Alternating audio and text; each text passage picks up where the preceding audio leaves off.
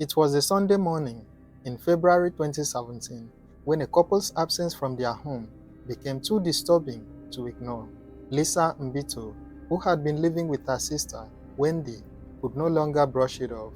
The loud silence from their bedroom had been lingering for 2 days, but since Lisa decided to stay out of their personal issues that occurred 2 nights prior, she decided not to think much of it until that very Sunday morning. She was feeling very uneasy about not seeing the couple for 2 days straight, despite sharing the same apartment with them. Lisa decided to open the door to their bedroom to check up on them. On opening the door, she perceived a very horrible smell coming out of the bedroom. The room was empty. At least, that was what she believed at the time. Lisa may have assumed that the couple had left spoiled food in their waste bin, thereby resulting in the foul stench coming from their bedroom.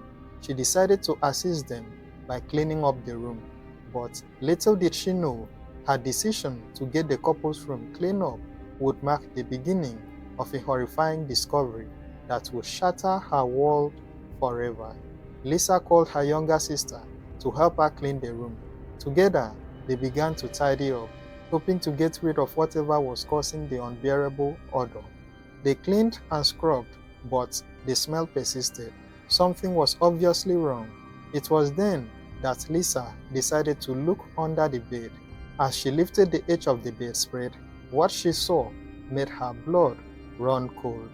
There, under the bed, was Wendy's lifeless body, with a shoestring around her neck and traces of blood at the corner of her mouth. The shock of seeing her sister's body in such a state was overwhelming. Wendy Mbito was a 24-year-old woman from Zimbabwe. She was described as a vibrant young woman who was full of life. Wendy had been married to her husband, Sibet Nyamudeza, for over a year. Sibet worked as a tout in Chitongweza and spent his days in the crowded streets of this busy town just outside Harare, the capital of Zimbabwe. Chitongweza is a densely populated area where the hustle and bustle of daily life is constant. Touts like Sibet are a familiar part of the scene, often found at bus stops and taxi ranks, helping to fill up minibuses known locally as combis. In a place where jobs are hard to come by, many people turn to informal work like touting to make ends meet. Wendy's relationship with Sibet had always been rocky, especially when it came to trust. Sibet had a reputation for being unfaithful, and Wendy had caught him cheating more than once. Whenever she confronted him, Sibet had a way of deflecting her anger. He would hand her money and then tell her to go drink beer, almost as if he was trying to buy her silence to make her forget the pain he had caused. It was an effective manipulative pattern, and over time, even those close to Wendy, her family, had grown used to this tactic from Sibet. But that Friday, things took an unusually dark turn. On that Friday, Wendy decided to wash her husband's clothes since it has been piling up for quite a while. As commonly done, before throwing the clothes into the water, she checked the pockets to ensure that there was no paper or money inside. This way, it doesn't get soaked and destroyed while scrubbing or wringing the clothes. As she stuck her hand into one of the pockets in her husband's jean trousers, she made a shocking discovery that would ignite yet another argument between them. Inside the pocket was a used condom.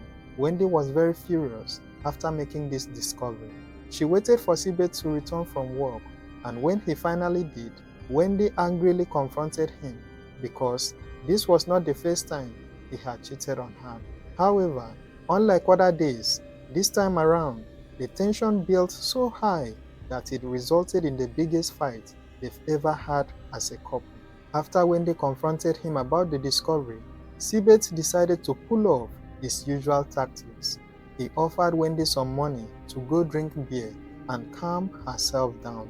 Now, it is not known if Wendy actually took the money to go and have a drink as usual, but the couple reportedly went out together that Friday after the discovery was made.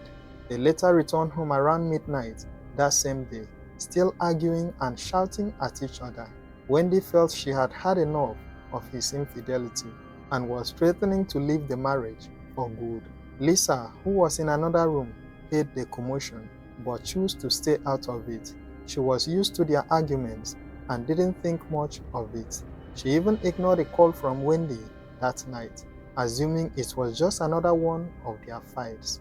But as the yelling subsided and the house fell silent, Lisa had no idea that something very dreadful had taken place.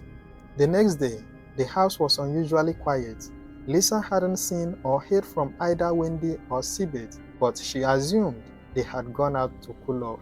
Little did she know, her brother-in-law, Sibeth, was already on the run. Saturday passed without either Wendy or Sibeth in sight, but on Sunday, Lisa felt very uneasy and decided to check on the couple. As she opened the door to their bedroom, she was hit by a foul smell. This prompted her to make frantic efforts to get rid of the odor. She called her younger sister and both of them began cleaning the room. It was when she lifted the bed sheets that she found her sister's lifeless body stuffed under the bed. At this moment, it was crystal clear to both siblings that the silence they felt in the house was because her sister was no longer alive and their brother-in-law was already on the run.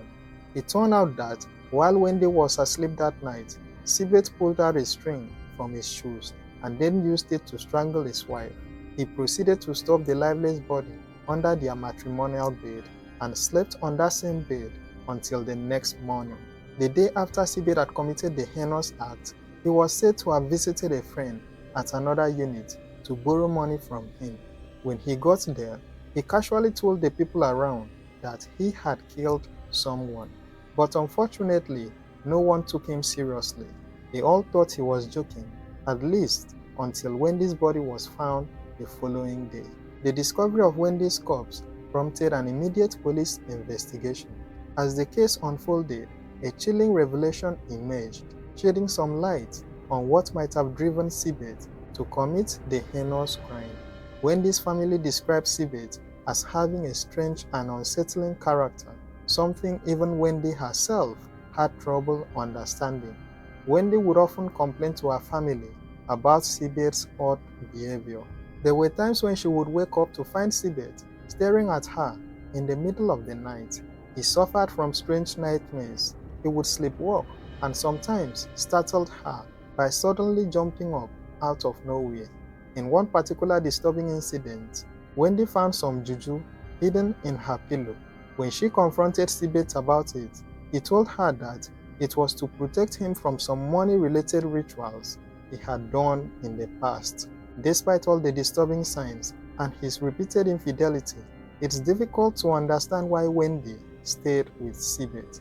Perhaps she held on to the hope that things would get better, or maybe she felt trapped and couldn't leave the marriage. Whatever her reasons, we'll never truly know. But what is crystal clear to everyone is the fact that her loyalty to him came at an irreparable cost. The police launched a manhunt for Sibeth, but he vanished without a trace. Neighbors and friends who had seen him after the murder were now shaken, realizing that his earlier confession wasn't a joke after all. Days turned into weeks, and as time passed, the hope of finding him began to fade. This tragic event happened in 2017, and as of the time of making this video, there are still no reports indicating that Sibeth was ever arrested. He may still be on the run, probably hiding in South Africa, since that is one of the countries closest to Zimbabwe. Wendy didn't deserve the fate that befell her. She was a young woman with hopes and dreams. It's just so heartbreaking to know that her life was cut short at just 24, not by a stranger, but by someone she loved and trusted. The tragedy here is twofold. Not only did she lose her life, but the signs of danger were there all along, and yet they were overlooked. Wendy's story is a tragic reminder of how domestic issues can escalate into something far more dangerous. Her untimely death serves as a wake-up call for all of us to be more vigilant and to never ignore the warning signs in any relationship. As the search for Sibeth continues, one can only hope that justice will eventually be served, bringing some measure of peace to Wendy's grieving family. This is True Crime Tony. Please like, share, and subscribe for more. Thank you for watching and stay safe.